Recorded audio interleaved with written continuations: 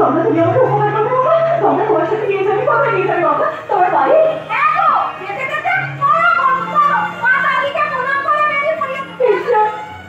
আমার জীবন তরি ভাসতে ভাসতে কোন কোলে গিয়ে বাবার নাম শিবদাস সরকার। শিবদাস সরকার। আচ্ছা আচ্ছা, আপনার বাড়ি কি পথ দেখি? আমার বাড়ি পথ দেখে? দেখো আপনি জানেন কি করে? সেদিন তো আপনাকে আমি কথাগুলো বলতে গিয়েছিলাম, কিন্তু আমাকে বলতে দেওয়া হয়নি। বলতে দেওয়া হয়নি মানে?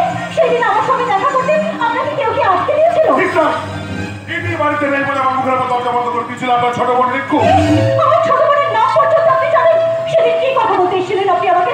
বলুন আপনি, তাই করে বলুন। মানে আপনাকে আমি বলতে গিয়েছিলাম যে আমি আপনাকে ইচ্ছে করে ঠকাতে চাইনি। এখানে ঠকানোর প্রশ্ন আসছে কোথা থেকে? এই কে আপনি? কি নাম আপনার? বলুন না, আপনার নামটা কি? আমার নামটা শুনলে এই মুহূর্তে আমার মাথার তো আকাশটা ভেঙে পড়বে। আমি আদিত্য চৌধুরী। আপনি সেই সৎ প্রতারক চরিত্রহীন আদিত্য চৌধুরী। ভুল ভাবছেন, সেদিন আমার চোখে ঘটেছিল একটা জঘন্য চক্রান্ত। আপনি অস্বীকার করতে পারবেন আমার বিয়েটা ভেঙে যাওয়ার জন্য পাত্র হিসেবে সেদিন আসল কালপ্রিট আপনি ছিলেন না? সেদিনের দুর্ঘটনার জন্য কিছুটা হলো আমি দায়ী। কিছুটা? আদিত্য বাবু, তবে সেই দিনই কেন আয়েশা খাতুন নামে একটা মুসলিম মেয়ে আপনার বিরুদ্ধে রেপ কেস দিল? সে উত্তর দিতে পারে একমাত্র আয়েশা খাতুন। না, সেই উত্তর আমিও আপনাকে দিতে পারি। তবে শুনুন, আয়েশাকে বিয়ে করার প্রতিশ্রুতি দিয়ে সে প্রতিশ্রুতি আপনি রাখেননি। আয়েশাকে আপনি ঠকিয়েছিলেন। একইভাবে আমার সাথে বিয়েটা ভেঙে দিয়ে আপনি আমাকেও ঠকিয়েছেন। আসলে আপনি একজন প্রতারক। আপনি কি আমাকে ভুল ভাবছেন? ভুল ভাবছি? তাহলে কেন কেন আপনি চাকরিটা হারালেন? কেন পুলিশ আপনাকে গ্রেফতার করলো? কেন 6 মাস আপনি জেল খাটলেন? বলুন, বলুন না। সে উত্তর দিতে পারে একমাত্র সময়। সময়কে উত্তর দেবে আমার জানা নেই আদিত্য বাবু। তবে ঈশ্বরের কাছে হাত জোড় করে দেওয়ার ঈশ্বর, তুমি বিচার করো। এই মানুষটাকে কঠিন থেকে কঠিনতম সাজা দিও, কারণ এই মানুষটা পুলিশ বিভাগের কলঙ্ক।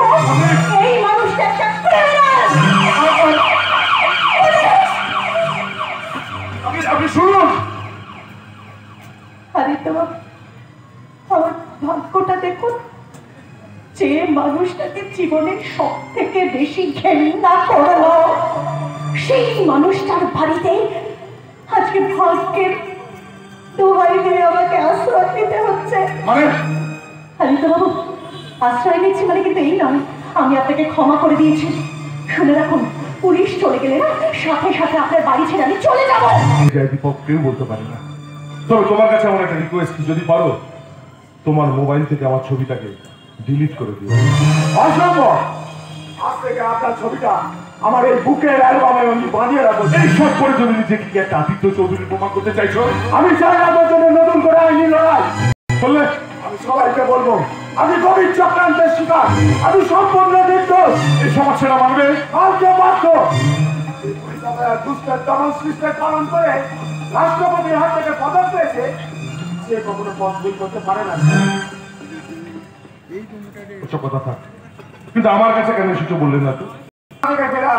এক মহিলা আসাম ওরাপে এমএ বেঙ্গলি কোকো অথবা এই দেখুন স্যার তার ছবি।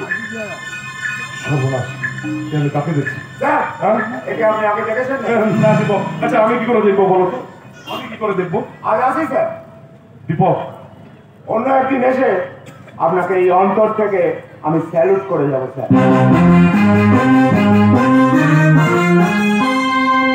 দোষ না করে পুলিশের খাতায় ওয়ান্টেড খুকু সরকার, আর পুলিশের চাকরি থেকে সাসপেন্ড এই আদিত্য চৌধুরী। দুটো জীবনের কি অদ্ভুত মিল। না জীবন মানে একটা যন্ত্রণা, মেয়ে নবীনের মাঝখানে ঘটে যায় কত গরমিল। একে আপনি আপনি গাড়া থেকে আমাদের কথাগুলো শুনতে পেয়েছেন?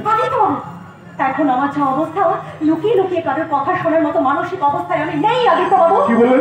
না, সে কথা জেনে আপনার না। আপনি যেমন মহিলাদের ঘেন্না করেন, তেমন পুরুষদের না আমি ঘেন্না করি, আমি ভয় পাই।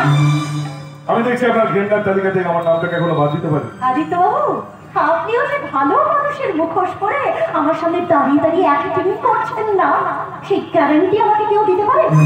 শুনে রাখুন, ওই মুখোশধারী ওই ছদ্মবেশী পুরুষ জাতটাকে না আমি ঘেন্না করি। বলে শেষ মিছিলের কণ্ঠস্বর ক্রমশহীন, রাজনীতি রক্তচক্ষুতে বুদ্ধিজীবীরা বোমা, এই আমার ধর্ষিতা নারীর শাড়ি, ওই আমার দেশের রক্তাক্ত জাতির পতাকা।